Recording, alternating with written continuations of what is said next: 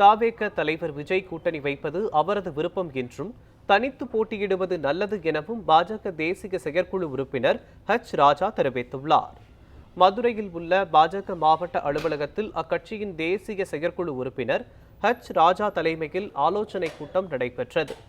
பின்னர் செய்தியாளர்களை சந்தித்து பேசிய அவர், டாஸ்மாக் ஊழலை மடைமாற்றும் விதமாக திமுக அரசு மும்மொழி கொள்கை குறித்து பேசினார்கள் எனவும், அதிமுக பாஜக கூட்டணியை கண்டு திமுகவிற்கு தோல்வி பயம் வந்துவிட்டது எனவும் விமர்சனம் செய்தார்.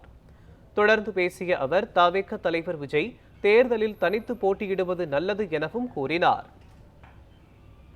ஒரு 4 மாசமாவே பண்றாங்க. என்னவோ மும்மொழி கொள்கைங்கிறது தமிழ் மொழிக்கு விரோதமானது. வெக்கமே இல்லாமல் உங்கள் வீட்டிலேயே சிபிஎஸ்சி ஸ்கூல் நடத்துறீங்க, சன்ஷைன் மாண்டிசோரி ஸ்கூல். ஆனால் கொஞ்சம் கூட இந்த திராவிடியன் ஸ்டாக்குக்கு வெக்கம், மான, ஈஸ்வர், ரோஷம் எதுவும் கிடையாது.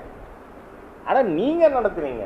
ஆனால் ஏதோ தமிழ் மொழிக்கு எதிராக மத்திய அரசு செயல்படுகிறதுன்னெல்லாம் ஸ்டாலின் அவர்களும் உதயநிதியும் மகேஷ் பொய்யாமொழியும் 4 மாதமாக நாடகம் போட்டதுக்கு காரணமே இவர்களுக்கு தகவல் தெரிஞ்சிருக்கு. தங்கள் குடும்பமே